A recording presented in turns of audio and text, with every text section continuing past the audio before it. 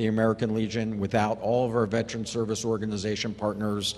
We're working together, very aligned with the same goals. We're making progress. We continue to push ahead to make the progress that all of you want to see happen, and I thank you for everything you're doing. I appreciate the time with you today. Thank you very much.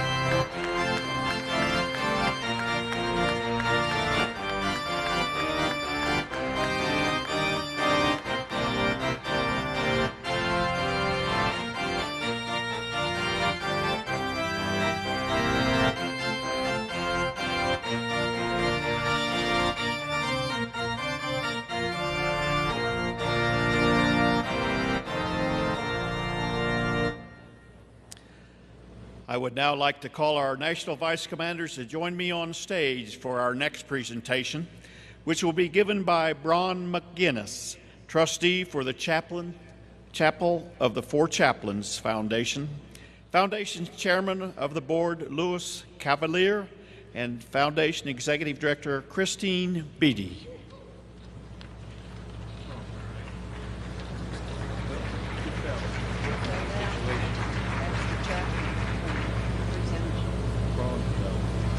The Legion of Honor Bronze Medallion from the Chapel of Four Chaplains is granted for extraordinary contributions to the well-being of others at the national or world level, to world peace, or to the interfaith or interethnic understanding. The medallions are presented by Bron McGinnis, trustee Chapel of the Four Chaplains, Foundation Board Chairman Louis Cavalier, and Foundation Executive Director Christine Beatty. They are being awarded to National Commander Charles E. Schmidt, National Vice Commander Paul Martell, National Vice Commander Faye Casper, National Vice Commander Douglas L. Bolt, National Vice Commander Paul L. Espinoza, National Vice Commander Vincent James Triola.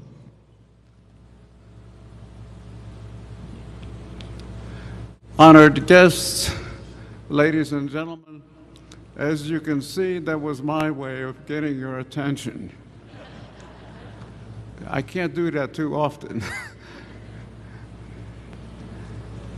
You know, it is indeed an honor to stand here and talk about service people who honor this country, who have honored this country for 20, 30 years, and then thereafter joined the American Legion. And they continue to provide that kind of patriotism and leadership that our country needs.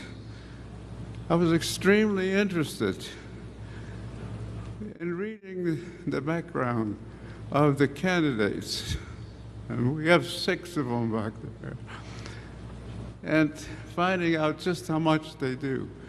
What we were looking for is not just how busy he was or she has been, but what are some of the things that the candidates have done that are selfless. In other words, where the duty did not require that, but they were selfless in sacrificing more time. And believe me or not, our veterans can use a lot of help. There's a lot of trauma that's going on, lack of employment, elderly, sickness, you name it, and so forth. So to enrich that was sort of difficult.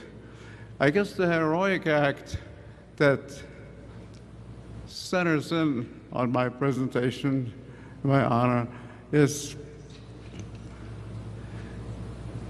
on January 23, 1943, the USAT Dorchester, an old coastal steamer quickly pressed into military service, left New York Harbor bound for Greenland.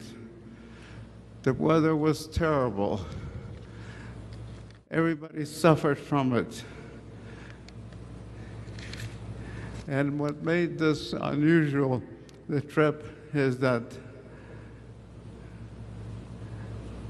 on February 3, 1943, the U.S. Dorchester was hit with a torpedo in a torpedo alley. On February 2, the captain warned that he had some intercepted communications for the men to go to sleep in their clothing, the life jackets close by. But they were only 150 miles from Greenland. With daylight, there would be air cover from the American base. It was just after midnight on February 3, 43, when an enemy submarine fired a torpedo into the Dorchester flank. The missile exploded in the boiler room, destroying electric supply, releasing suffocating clouds of steam and ammonia. Many on board died. What was even more interesting for me that I'd like to convey to you, I actually met at one of the functions that the Chapel of Four Chaplains, a nonprofit organization located in Philadelphia, they actually were trying to remember bit by bit. And so they produced a person who was from that survivors. And when he started to talk about how horrible it was to come up at midnight, freezing temperature, where there were no life jackets available, the people did not give up their life jackets, did not jump overboard to save themselves. They were afraid. And this is where the four chaplains came in. They encouraged people, they helped people, and they gave the life jackets out to the men that were in fear of their lives.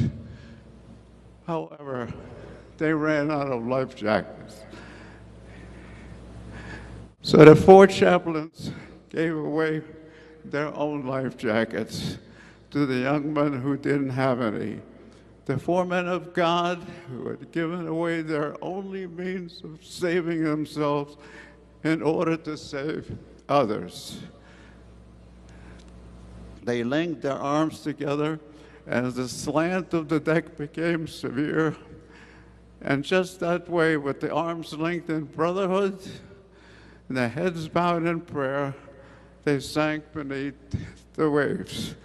That was the only heroic act, but it will be remembered for many lifetimes.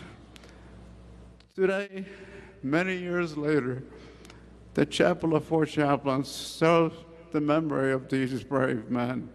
They don't want to discourage this kind of patriotism, this kind of love for your country, love for your fellow man. And the people that we selected for the award, I'd like to name, and since they told me, hurry up and make your presentation quick, so the 200 pages that I had was one of the reasons I fell. It was just too heavy. All I needed was one page. But at any rate, the 6 people, our first candidate was the National Commander, Schmidt. Our National Vice Commander, Faye Casper. Our National Vice Commander, Paul Martell. Our National Vice Commander, Douglas Bolt. Our National Vice Commander, Paul Espinoza. Our National Vice Commander, Vincent James Traola. We would not mind giving them a standing ovation. These men are seated right behind me.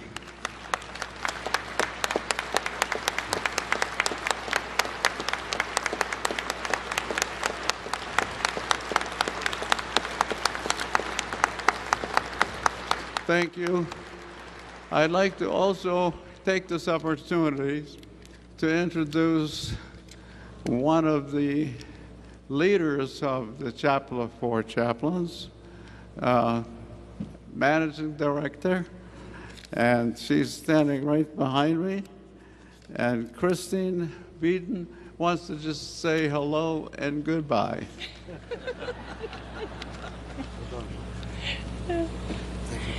Good morning, everyone.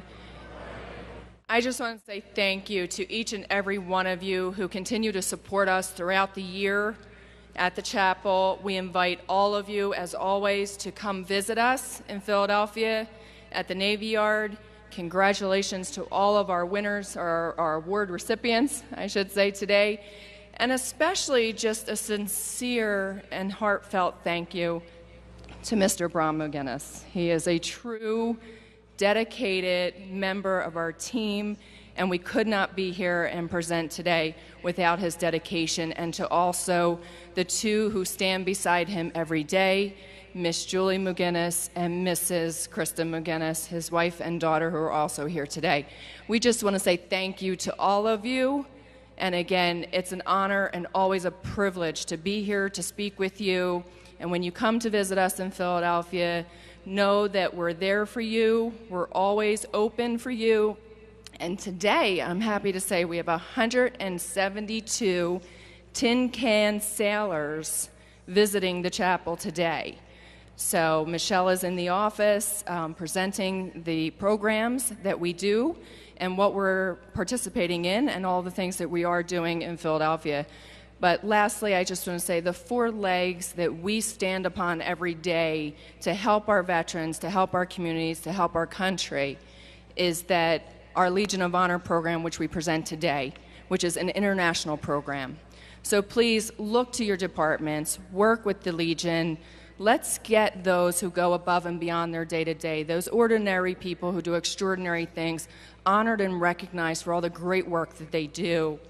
Our scholarship program, students in 5th through 12th grade, applications come out in October. They're due in March. Get those applications in. Let's get those students awarded for their community service, for their going above and beyond what they need to do. Let's grow that next generation as much as we possibly can.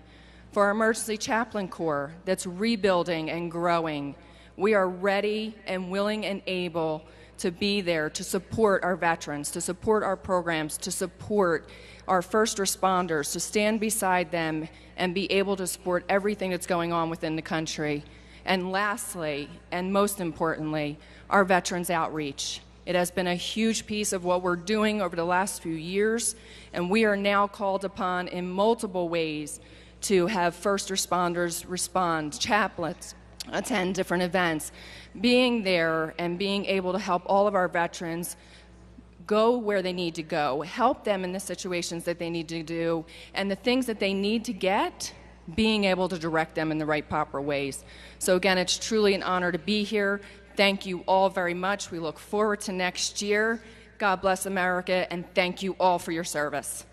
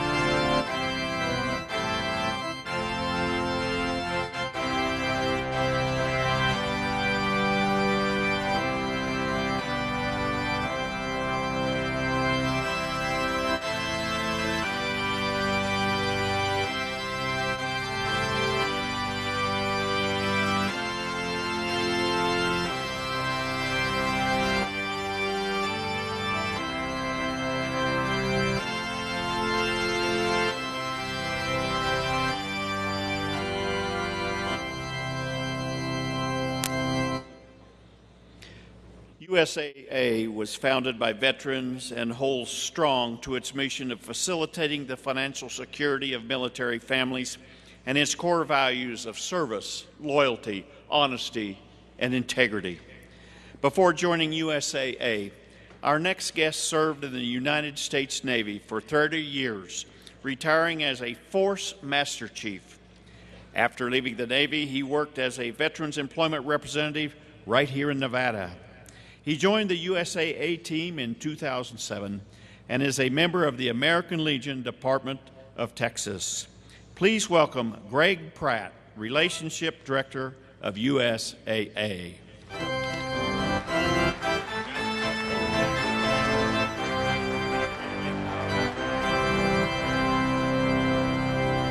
Good morning, Legionnaires. How are we? I didn't expect such a large crowd, but I understand there's a pretty big speaker coming after me, so that's why everybody's here, right? Hey, good morning, and it is great to be in Reno with you, and it's been great to be here all week. I'm honored to be with you because of what you do and continue to do for our veterans, their families, and the communities. It really is very humbling. Before I really roll into what I want to talk about for just a couple minutes today, I do want to give a couple shout outs. I want to shout out to the state of Pennsylvania because that's where I got my beginning. And I want to shout out to Texas because that's where I hang my hat now. I'd also like to send my thoughts and prayers out to the families and the sailors of the USS John McCain, as I know we continue to search for some of the missing from the USS John McCain. I'm very proud of being a member of the American Legion because it's their members and those of you from the Vietnam and Korea era which inspired me to join the Navy. As I watched you do what you did and serve wearing the cloth of our nation in the 60s and 70s, that inspired me, and in the mid-70s, I was off to the Navy. As you all know, in the mid-70s and 80s, our Navy went through a rebuilding phase, and we started the all-volunteer force. I was mentored by some great leaders, and early on, helped me become a pretty good sailor. I consider myself very lucky that this kid from Northwest Pennsylvania had the opportunity to serve a 30-year career, and that was because of those folks that mentored me along the way. As I call them, the best of the best, who helped me and I learned from their experiences.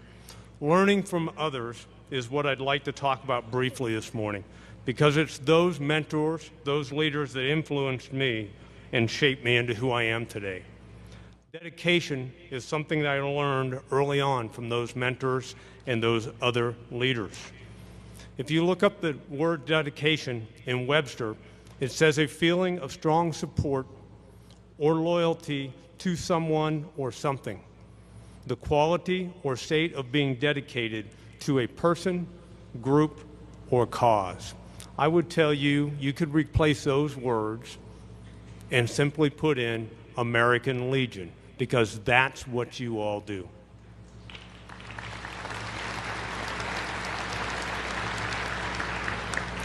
As I learned early on in my Navy career from my first chief, and for my Navy brethren in here, you'll probably really understand a little bit of this more, but everybody will understand this. I learned from my first chief, and I was on my first deployment, 1976, in the middle of the Indian Ocean, 0530, they get us up. I was the deckhand, told us to go topside, get our swabs, and swab the deck. Well, I asked the chief, why the heck are we up here at 5:30? It's pitch dark outside, swabbing the deck. Of course, you know I'm lucky to be here today because I'm lucky he didn't tear my head off, right? But you know, the chief didn't tear my head off. He stood there for the next 45 minutes and explained to me the importance of my job. He talked about dedication, he talked about mission, he talked about leadership. He talked about each one of us playing a role, and no matter what our job was that day or at that moment, our role was important to that mission. And he said it was dedication. Dedication to self, dedication to others, dedication to mission. I'll remember that chief and what he told me forever. I remember it today as well as I remembered it the day I asked that question. Like you, I was dedicated to my service and those I served alongside and their families. And after transitioning from the Navy, I wanted to continue to dedicate my efforts to those currently serving veterans and their families, which brings me back to you. You wore the uniform, the cloth of our nation. You continue to support those in uniform through your continued dedication, efforts, and time that you give to veterans, their families, and the community. A quote I recently read from an unknown person: dedication is not what others expect of you, it is what you give to others. And that is what you do through your many Legion programs, like Legion Baseball, Boys State, Boys Nation, Operation Comfort Warrior, Legion Riders. You provide a future for those that have served, those that are serving, those who will serve in the communities they live in.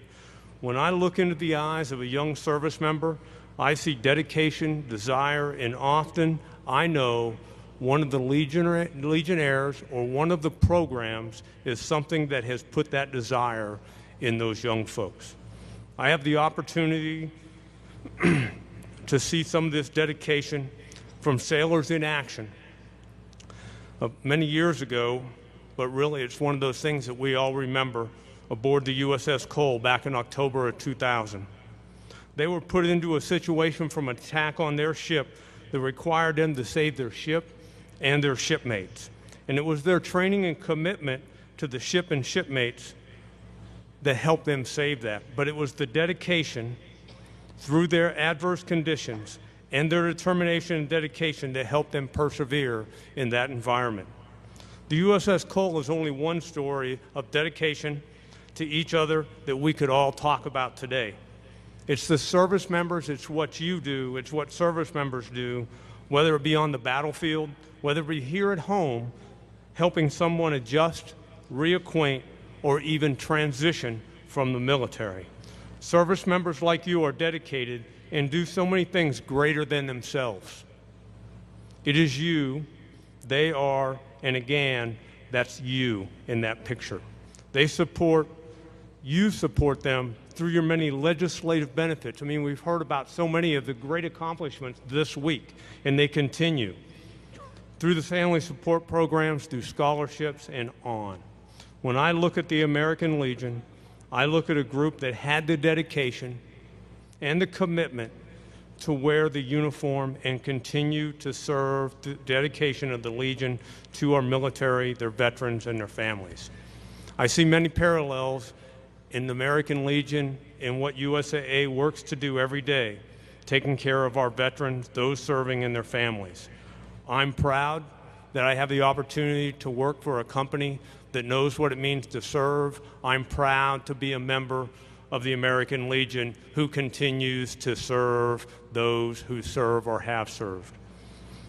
It's you making a difference through the dedication that makes that all possible. Before I close, I want to remind everybody of one thing, and we've seen many of you this week. If you haven't signed up and got your post entered in the drawing that will happen in November for the opportunity for your post to win $20,000, make sure you do that. In closing, I really want to simply say this. I want to offer a quote from Pat Tillman, a football star who joined the Army Rangers after 9/11 and was killed in action in Afghanistan. The quote is, a passion for life is contagious and uplifting. Passion cuts both ways. I want to create passion in my life and with those I care for. I want to feel, experience, and live every emotion. I will suffer through the bad for the heights of the good. Thank you all for your dedication and your passion and your vision to support those that are serving, those that have served, those that will serve, and their families. Thank you for having me here today. I see us being able to make the difference, making things work together for those that are serving, have served, and their families. You make a difference. Thank you for your patriotism. May God bless those serving in uniform, our veterans, their families, and may God bless the United States of America. Thank you.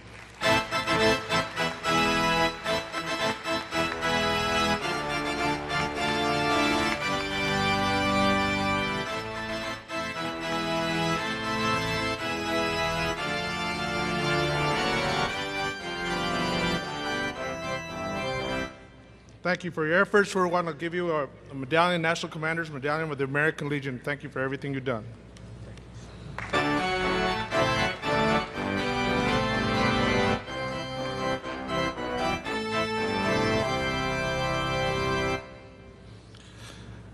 As horrendous as World War I was, it gave birth to the greatest veterans organization that the world has ever known. Our next guest is dedicated to reminding us about the significance of what was a time that thought to be the war to end all wars. A 20-year veteran of the U.S. Army, he holds a bachelor's degree in history from the University of Rhode Island and a master's in European Studies from Cornell University. He is a member of the American Legion Post 18 in Essex, Connecticut. Please give him a warm welcome to John D. Monahan of the U.S. World War I Centennial Commission.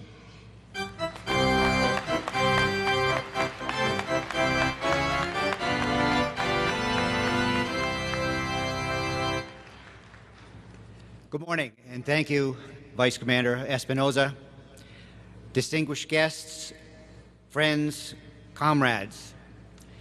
The cataclysm of the First World War changed literally everything. Empires fell. The social and moral fabric of Europe was torn asunder. War was systematized, mechanized, resulting in death and destruction on an unprecedented scale. America entered the war on the world stage owing to this war. The Great War is the hinge, literally, upon which the 20th century turns, and it is, in fact, the century.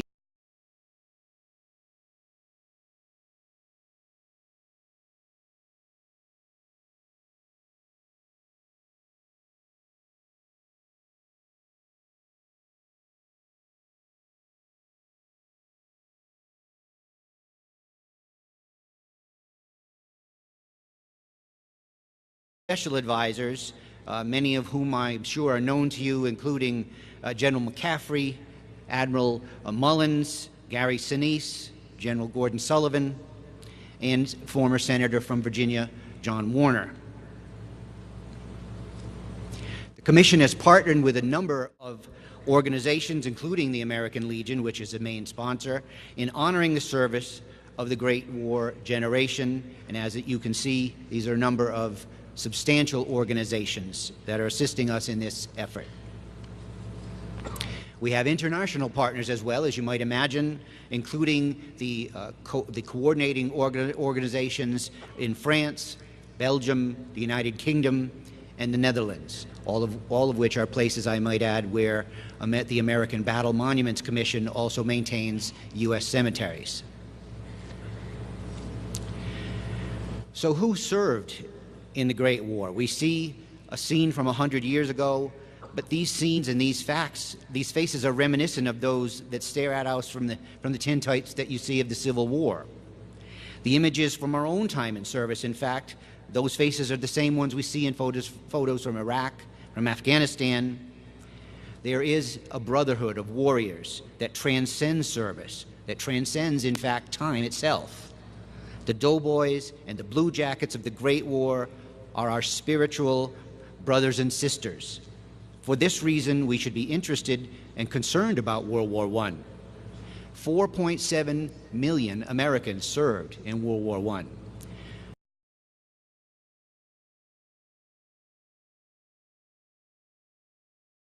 $200,000 came home with physical and psychological wounds. 116,000 Americans did not come home at all. These men and women deserve to be commemorated.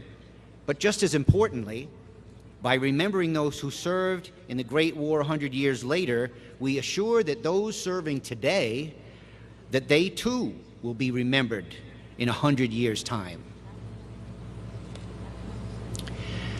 Our education mission is to inform Americans of all ages about the key World War I facts and concepts, to teach American students meaningful lessons about World War I's history and its impact, and to inspire Americans to individually pursue deeper engagement and in participation in the commemoration efforts. In fact, the American Legion, I'm proud to say, has sponsored a teacher training initiative which will, in this next academic year, provide educational grant that is administered by the Gilder Lehrman Institute. This will be a train the teacher arrangement whereby we will equip teachers in schools nationwide with the resources and materials necessary to conduct classroom studies on World War I, its conduct, and its lasting impact. We commemorate the World War I, of course. We started this on April 6th of this year with our ceremony called In Sacrifice for Liberty and Peace. This was held at the World War I Memorial in Kansas City, and it was an amazing, lovely ceremony, and we were fortunate to have Commander Schmidt with us that day, as well as past National Commander Rabine, who is chairing our own 100th anniversary commemoration committee. We have a very robust state outreach program, which has grown into literally a national movement. We currently have 42 states which have active Centennial Commissions, and it is their network that we seek to build upon. And I'm also proud to say the American Legion has, in fact, been very helpful in establishing this network nationwide. In honoring the veterans of World War I, we have established a program of matching grants called 100 Cities, 100 Memorials. And the submissions, I can say from personal experience, are truly amazing. They are indicative that their community's impulse to honor those who served is still alive. Many are deeply touching. I served on the selection committee myself, and I understand the efforts that have been involved. Many Legion posts and VFW posts, in fact, the majority of the submissions were from Legion and VFW posts, and multiple posts, in fact, cooperating on the same projects in certain cases. The submission period lasted from July 2016 to June 2017, and it has focused on local World War I memorials to awaken interest in the war. The 100 Cities, 100 Memorials program team is now working on a plan to extend the program potentially, with the initial awards being announced September 13 and 14, and subsequent awards if the program is extended with a further extended submission window. If that is in fact the case, that will be announced September 13-14. We wish to honor the World War I doughboys and blue jackets by creating a memorial at Pershing Park in Washington, D.C. This location is not on a national mall, but it is nearby. Again, Pershing Park, I think you can see from this depiction, is approximately a block from the White House itself and about 3 blocks from the National Mall, directly on Pennsylvania Avenue. So it is a most prominent and worthy location, a fitting location for the memorial. The main element of the memorial will be a monumental 65-foot bronze bas-relief wall with water cascading down sides into a pool. Similar in fashion to the Vietnam Wall, a visitor will be able to literally go up to the memorial and touch it. The memorial itself will have a series of images centered on the recurring image of the soldier who leaves his family, answers the call to service, and joins the nation's march to war, experiences the violent chaos and passion of battle, suffers the aftermath and loss of that battle, and then, after reflecting on his accomplishments, marches forward into the great American century which is to be. In the first scene, the soldier takes his helmet symbolically from his young daughter. In the last scene, he returns the helmet to her, marking the passing of the torch to the next generation, the generation which will come to be known as the greatest generation, but sadly would have to fight another war 20 years in the future. The timeline for this memorial in Washington, D.C. is shown here. The key points at this point is that a design has been approved, and all of the relevant approvals are in place from the various commissions and committees, and a groundbreaking is scheduled for this November 9th in Washington, D.C. We hope to dedicate the memorial itself the following year on November 11 2018, which of course marks the centennial of the original Armistice Day. Why is this of importance to the American Legion? The spirit of the doughboy, his courage, character, values, and ideals was the spirit tempered in the crucible of combat which formed the values of the American Legion, as expressed so eloquently by the founders in the preamble to our Constitution. We Legionnaires stand on the shoulders of giants who were the founders, all of whom were World War I veterans. Some of the people you see here, I'm sure you recognize. Theodore Roosevelt, later Medal of Honor winner at D-Day. Franklin Dollier, who later became President of Prudential Insurance. Bennett Clark, later Senator. Thomas Miller, who we honored just the other day, buried here in Reno, who was President pro tem of the Paris Caucus, and before the war had served as a congressman from Delaware. George White, later Major General, first editor of American Legion magazine. Milton Foreman, past National Commander, 1921. William Donovan, Wild Bill, later Chief of OSS, Medal of Honor winner. Of course, the OSS was the precursor of the CIA. Eric Fisher Wood, later Brigadier General. Hamilton Fish of New York, later Congressman, who was literally the author of the preamble. We owe the doughboys and our founders a debt which we cannot fully repay, but we have it within our power, we have it within our means to honor their service and their sacrifice. I close with a short story.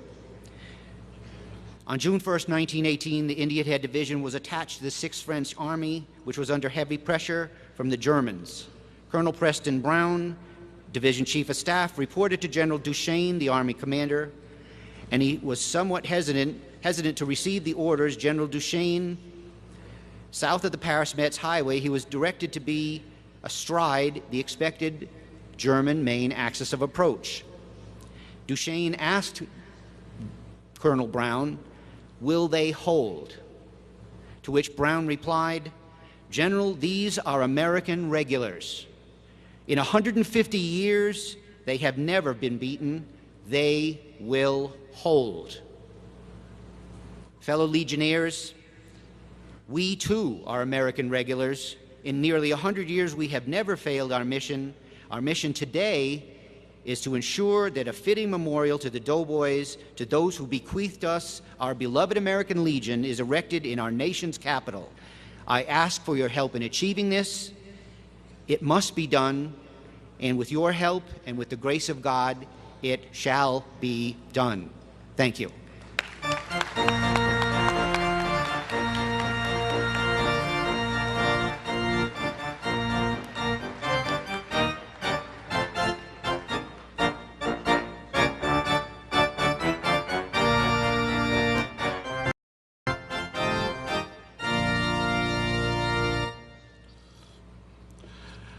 Ladies and gentlemen, fellow Legionnaires, please direct your attention to the screens as we prepare for our next speaker.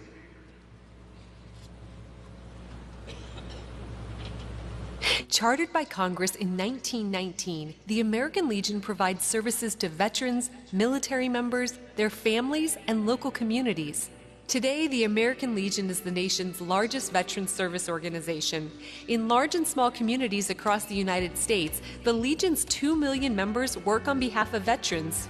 In its century of service, the American Legion has changed and strengthened the social fabric of this country. In 1919, the Legion passed a resolution in support of the Boy Scouts. Today, the Legion supports hundreds of thousands of youths with various programs and scholarships. The Legion was instrumental in building America's pastime, baseball. 68 Hall of Famers and 50% of all major leaguers played American Legion baseball. In addition to children and youth, the Legion was founded on pillars of Veterans Affairs, national security, and Americanism. Perhaps the Legion's greatest achievement is passage of the GI Bill. That legislation has allowed millions of military veterans to afford college, launch their own businesses, and receive affordable home loans. The American Legion is credited with creating today's Department of Veterans Affairs. At the community level, Legion posts provide free assistance to any veteran needing help to receive the benefits earned through their military service. The American Legion helps today's transitioning service members secure jobs by sponsoring hundreds of job fairs across the country each year. The Legion's founders set out to support veterans, assist military families, mentor youth, and promote Americanism. Today's members of the American Legion hold those values true while continuing to build on the legacy. Today's American Legion advocates for veterans' rights in Congress and every state legislature. Today's American Legion supports veterans seeking their military benefits. Today's American Legion provides scholarships and aid to veterans and military families in need. Today's American Legion gives scholarships to college students. Today's American Legion creates opportunities to turn youths into model citizens. Today's American Legion builds on a legacy of a century of service to nation, state, and community.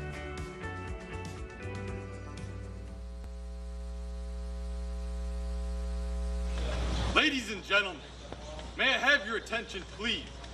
The ceremony that you are about to witness is an Army wreath-laying ceremony to be conducted by American Legion Boys Nation. It is requested that everyone remain silent and standing during this ceremony.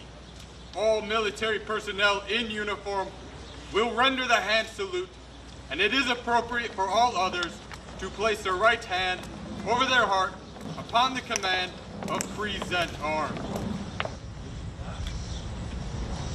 Well, I think the wreath that we place on a grave, especially the Tomb of the Unknown, it is a reminder to us of, again, the freedom that we have as a result of their service, and also that we are not forgetting them, honoring their service. And I think that's part of being a member in a grateful nation. Seeing Arlington for the first time, at first it was saddening to see that magnitude of people that had given their lives and people that had lost their lives, and each one had a name, and that name represented a family that must have missed them because the soldiers and their wives and children and parents also sacrificed. But that sadness was soon replaced with gratefulness and humility when I realized that this many people had given their lives, their time, oftentimes their childhood even, for the chance and the hope that people like me and my other Boys Nation delegates would get to live in the free country and get to live our way of life. Adding that on top of being able to give something, even though it's a sort of small gesture in the grand scheme of things, to men that gave not only their lives, but their entire identity for our freedom and our way of life, is really humbling and a reverent experience. I was very honored to be a part of that. Order! Up!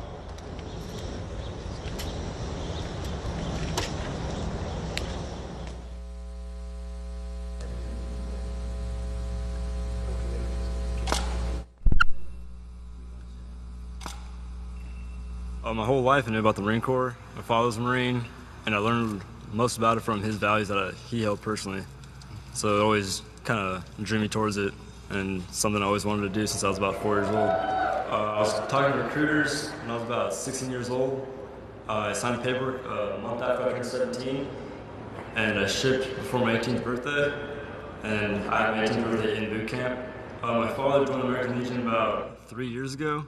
And then when he did that, he started telling me more about it, and I joined the Sons of the Legion. I found this is to be the family I didn't know I had. When I came to this post, I was mesmerized by the fantastic venue, of course, and then the membership. And from World War II veterans to current day guys, they're all my brothers and sisters and veterans that I don't know how I live my life without them.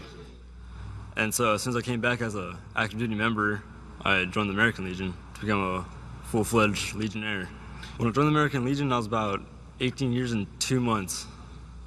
Well, it was a very proud moment in my life. The American Legion means a lot to me, and for me to be a veteran and a member of the Legion is fantastic. And then to have my son become a member as well is just, it's kind of overwhelming. It's too marvelous for words, as I would say. Now that I'm a Legionnaire, I do feel somewhat more welcomed here. I always kind of felt really welcomed here, but it's kind of like we have a lot more of a broader and closer camaraderie while I'm here at the post. Right now, I am at 29 Palms in the schoolhouse training for my MOS, which is 2800 electronics maintenance. I talk to my fellow Marines about the American Legion all the time. I always kind of mention it to them, and when some of them come out here, they want to join, but it's all about getting the service to come out here. Yeah, so even joining the American Legion as a young kid just a few years ago, joining as a son, I used to play a lot of pool down at the post, and even when I got back out of my boot camp and basic training, started going back and started playing pool since I became a member. It's kind of the same camaraderie I have back at the post playing pool as I do here playing pool with my fellow Marines. Knowing that there are veterans organizations such as the American Legion that are there to help us transition from our active duty military service lifestyle back to the civilian lifestyle is it's very reassuring to know that we're not going to be kind of just tossed back out there to fend for ourselves. The military does help, but they don't always help to the full capability that they can all the time. So it's just really good to know, very comforting to know that there's veterans organizations out there to help us make that big transition.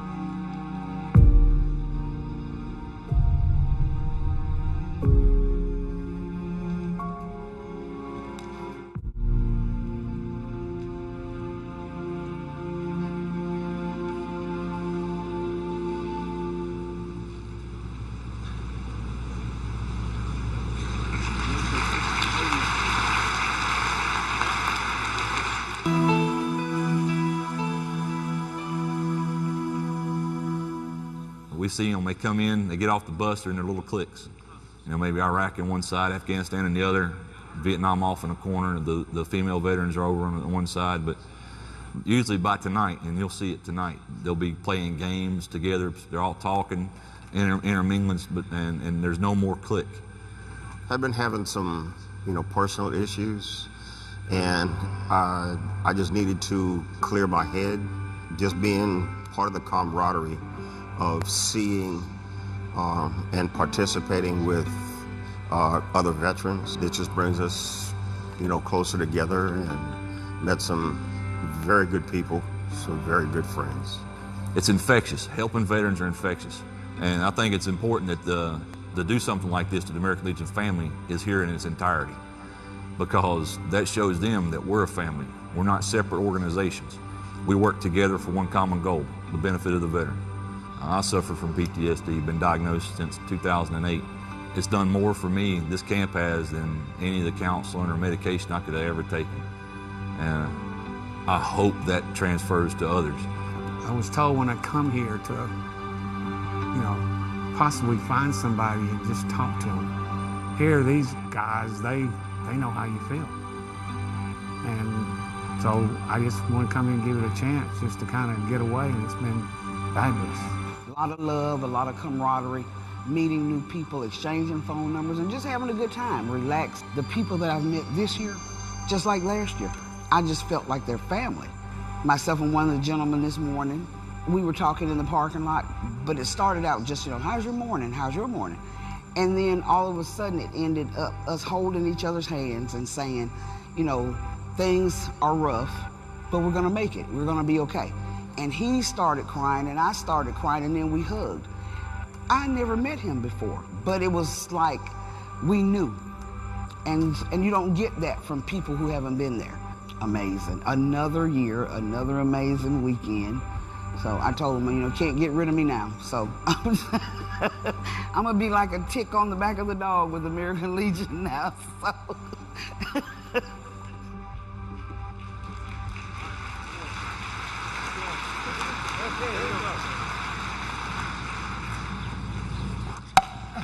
A graduate of the Wharton School of Finance and Commerce at the University of Pennsylvania. Our next guest built a number of highly successful international real estate, hotel, sports, and entertainment businesses. On November 8, 2016, he was elected 45th President of the United States of America.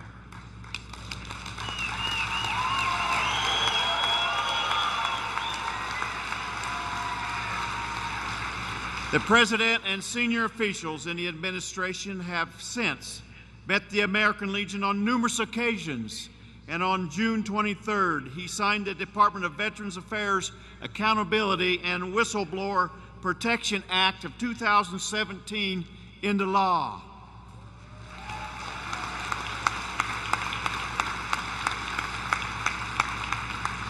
His administration has proposed a $54 million increase in military spending and, consistent with American Legion resolutions, authorized construction of the Keystone XL pipeline. The White House has also taken steps to reduce illegal immigration, and the President has publicly called for legally protecting the flag of our United States of America from desecration.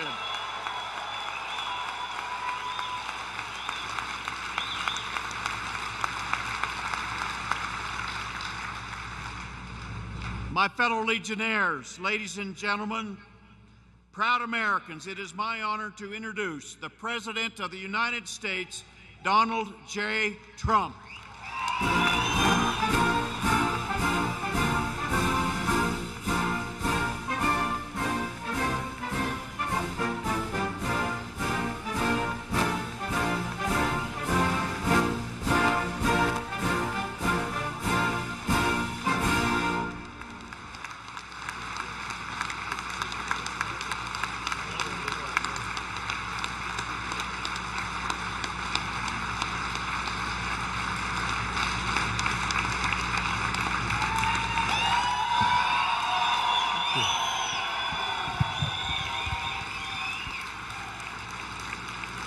Thank you, Commander Schmidt, for that wonderful introduction and for your steadfast devotion to our country. I want to thank all of our distinguished guests with us today, including HUD Secretary Ben Carson, V.A.A. Secretary David Shulkin, and former Secretary of Defense Bob Gates. Where is Bob Gates? Bob Gates has been so great. Tell you, he started off saying bad things about me, and then he said great things, and now I like him. Thank you, Bob. It's a great honor to be back here with all of my friends at the American Legion and your national convention. I want to thank Governor Sandoval for being here. Dean Heller is here someplace or will shortly be here. He's caught the first flight out. So I want to thank Dean Heller, Senator, for being here. The American Legion embodies the spirit of patriotism that is the true source of our strength and the best hope for our future. You love our country, you cherish our values, and you definitely defend our great American flag. No doubt about that.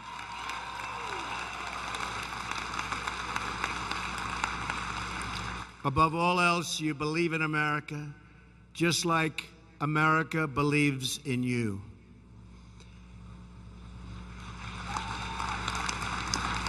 Today, we are here to honor you for the sacrifices you have made to defend our nation and preserve our way of life. But we're also here for another reason. We are here to hold you up as an example of strength, courage, and resolve that our country will need to overcome the many challenges that we face. We are here to draw inspiration from you as we seek to renew the bonds of loyalty that bind us together as one people and one nation. Those who wear the nation's uniform come from all different backgrounds and from every single walk of life. But they are all united by shared values and a shared sense of duty. They are all part of one team with only one mission in mind. Most importantly, they're all Americans, and they work together, they fight together, and they sacrifice together to defend our magnificent home. Thank you.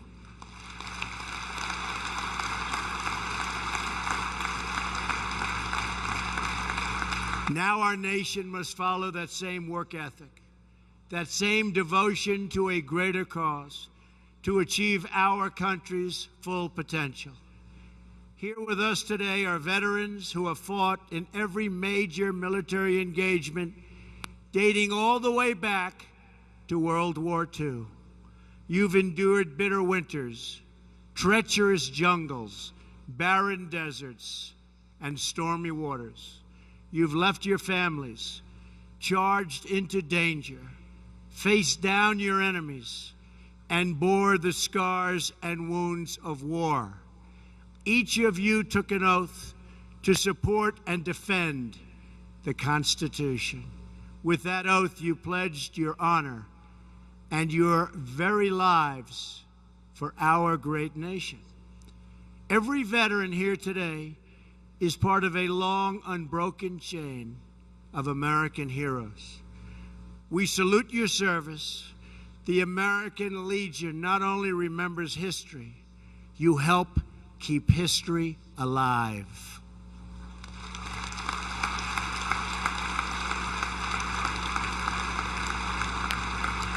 You teach young Americans to have pride in our history so that they will have confidence in our future. History and culture, so important. For generations now, the American Legion has taught our young people the principles of Americanism. You emphasize the need to preserve the nation's cultural, moral, and patriotic values. You encourage the observation of patriotic holidays. You stressed the need to enforce our laws, including our immigration laws.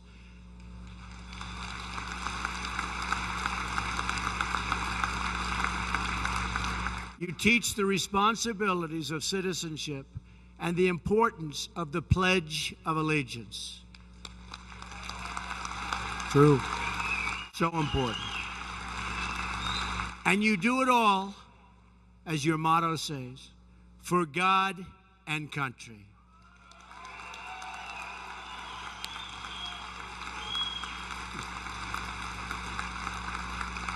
That's why we're here today, for America and for God. But to fulfill our patriotic duties, we must take care of our great veterans.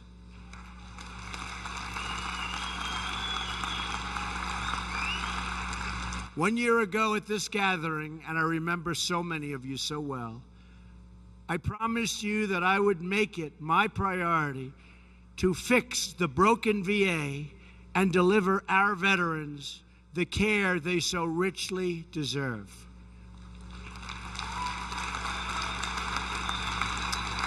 And you see what's been happening. Now you have a true reformer in Secretary David Shulkin. He has done an incredible job. He's working night and day to implement the 10-point reform plan that I discussed with you last year. Already we have made incredible progress. We are publishing wait times online for every VA facility, so you know what the wait is. We've delivered same-day emergency mental health services at every VA medical center.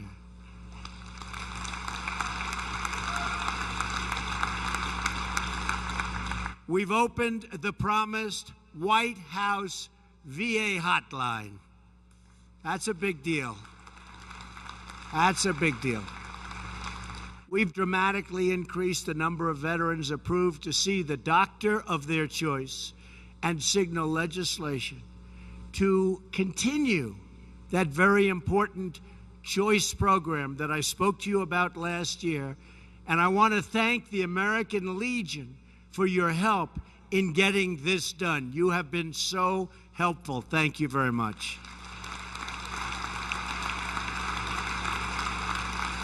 Something that they've been trying to pass for 40 years, and we've passed VA accountability legislation. So if somebody that works at the VA is bad to the people of the VA, disrespectful, not treating our fellow patriots well, we look at them and we say, you're fired. That's it. That's it. They don't do a good job, they're out. Because we want people, we have great people at the VA, but we want people that do a great job. We weren't able to do that before. That was a hard piece of legislation to get passed. It's been worked on for so long, we got it done. So we're very proud of that. Last week, I also signed the Harry W. Comrie Veterans Educational Assistant Act. That's a big thing. This legislation bears the name of one of the first members of the Legion, your past commander, a man who wrote the original draft of the first landmark GI Bill in 1944. And now, under this legislation, veterans can use their GI benefits at any point in their lifetime. Some difference.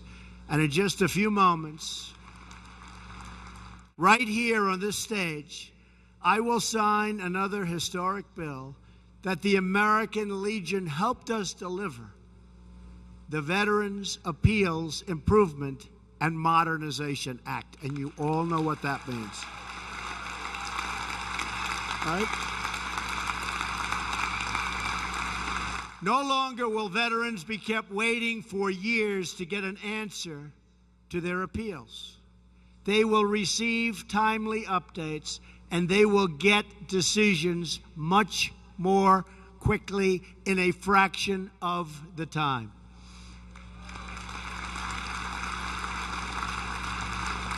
And the Legion, I have to say, pressed so hard for that legislation. So I want to thank you very much. I want to thank you. I want to thank you so much. You really helped. They have a lot of power, and they use it well.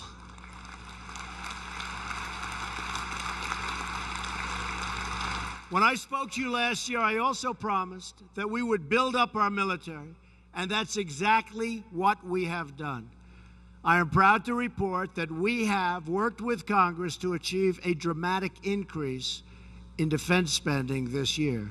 We are committed to expanding and improving a state-of-the-art missile defense system to shoot down missiles in flight.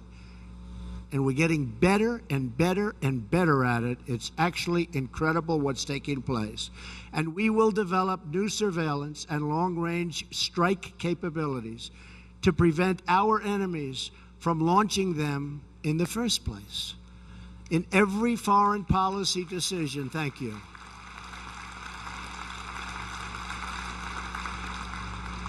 In every foreign policy decision, we are making clear that we will always put the safety and security of our citizens first. That is why early this week I announced a new strategy in Afghanistan and South Asia. We will pursue an honorable and enduring outcome in Afghanistan, worthy of the tremendous sacrifice our troops have already made. We will give our men and women in uniform the tools they need and the trust they have earned to fight and to win.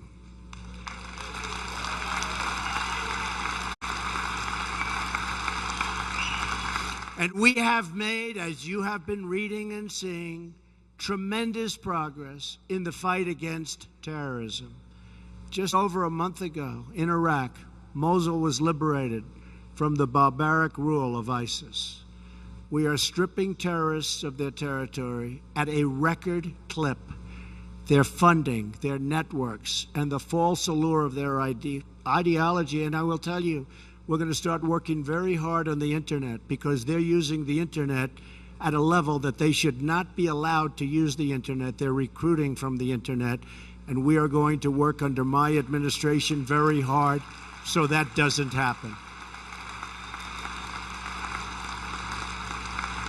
No longer are we using our military to build democracies.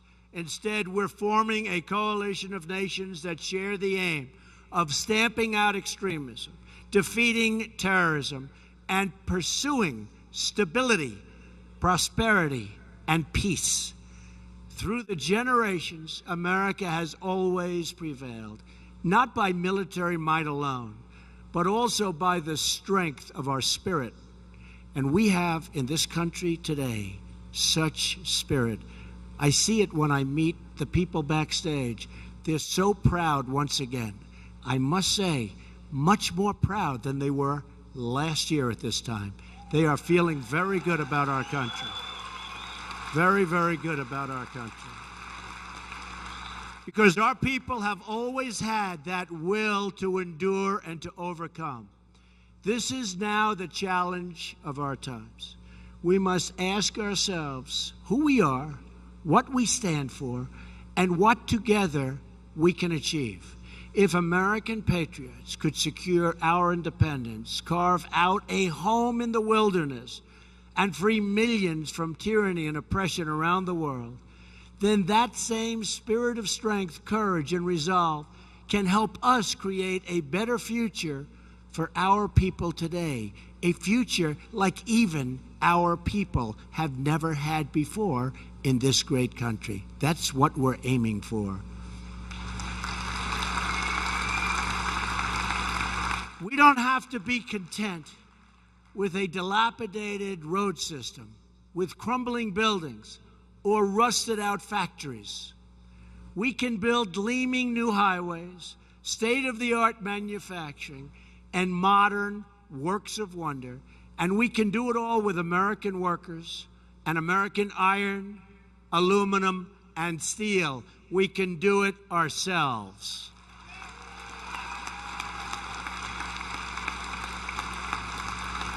We do not have to accept the economic decay of once thriving hubs of industry where they leave and they let all those jobs go and those companies move to other countries. We've stopped that flow, and companies are now coming back into the United States, and I am so proud of that. We can bring new jobs to Pittsburgh and Detroit and Baltimore and help struggling communities thrive and dream and prosper. We do not need to limit the potential of our children by trapping them in failing government schools. Every child should have the chance to explore their talents, pursue their passions, and know the joy of achieving their ambitions. And we will never tolerate crime in our cities, bloodshed in our communities, or acts of hatred or terrorism against our citizens. We will not stand for it.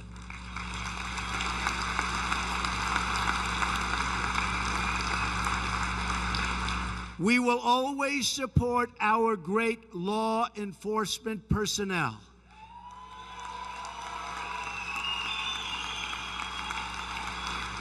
These are great people.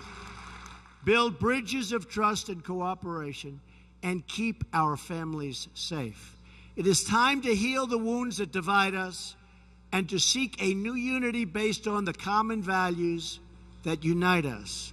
We are one people with one home and one great flag.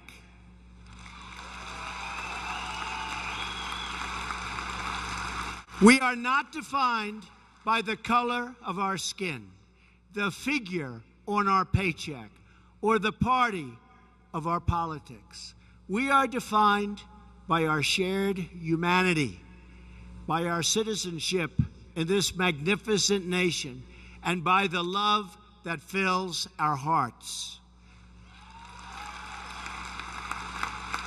And I know I speak for all of you when I say our hearts beat for America.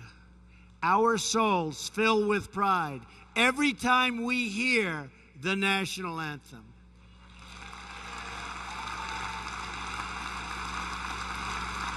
This is the spirit we need to overcome our challenges, to pursue our common destiny, and to achieve a brighter future for our people. We will win. Watch. We will win.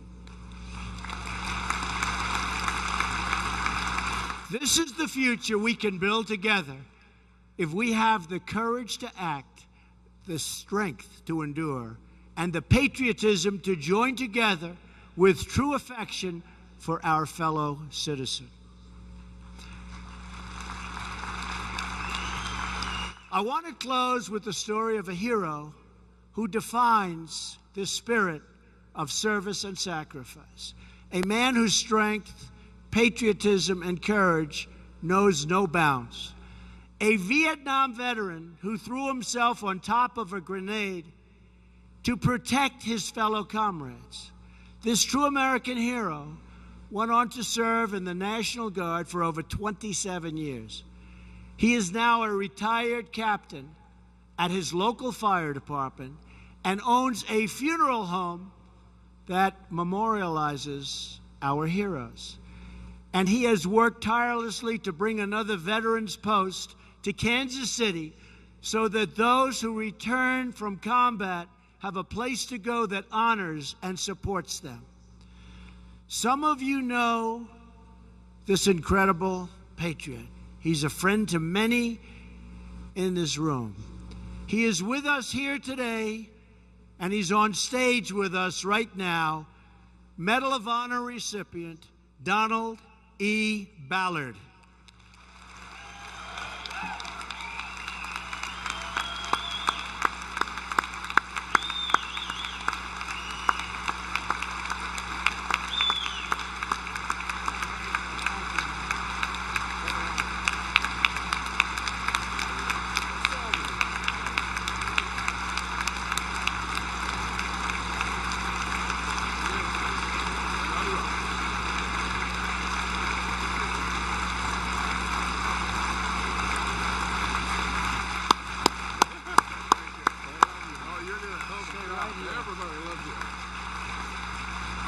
He's got to say a word, right? This wasn't in the planning. Do I have your approval? Yes, sir. Come on, Don, get up there. There is no greater love than someone that loves this country, and I believe we've elected the right leader to lead us out to drain the swamp.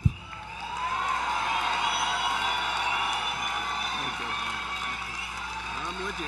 Thank you, I traveled with you before you were elected. Thank you so much. 22 to support. See, that's very risky of me. That could ruin the whole day for me. If he got up and said the opposite, I would be in trouble. So, thank you, Don. That was very risky. I didn't know what was going to happen. I had a pretty good idea. But, Don, on behalf of the people of the United States, I want to thank you for your courageous service. You inspire us all. Today, we are reminded that the greatness of our nation is found in our people like Don.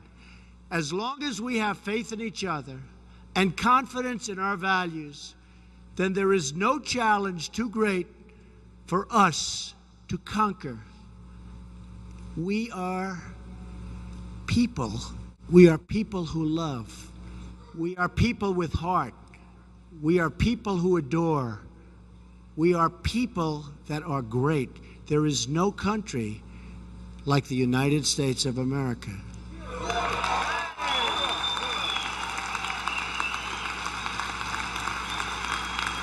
We have no division too deep for us to heal. And there is no enemy too strong for us to overcome. Because in America, we never lose faith. We never forget who we are, and we never stop striving for a better future. Together, we cannot fail. We will not fail. We will make America great again, greater than ever before, I promise.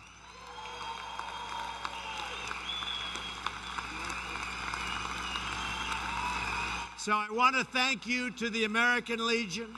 You talk of greatness. You talk of greatness. The American Legion is greatness. Thank you very much to our service members and to Don and to everybody in the room. Thank you to our great, great veterans. May God bless you. May God bless the United States of America. Thank you very much. It's my honor. Thank you. Thank you.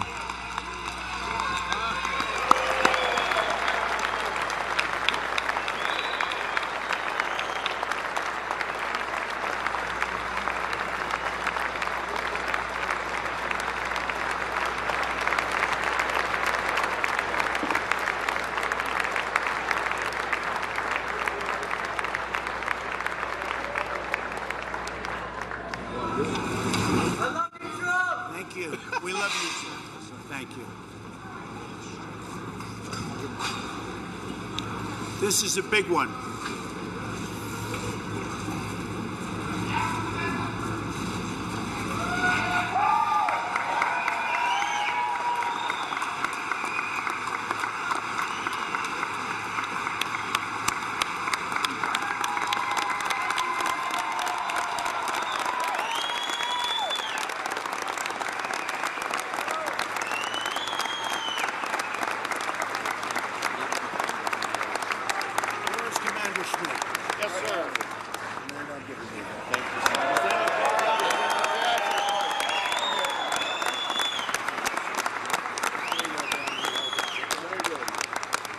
Thank you, everybody.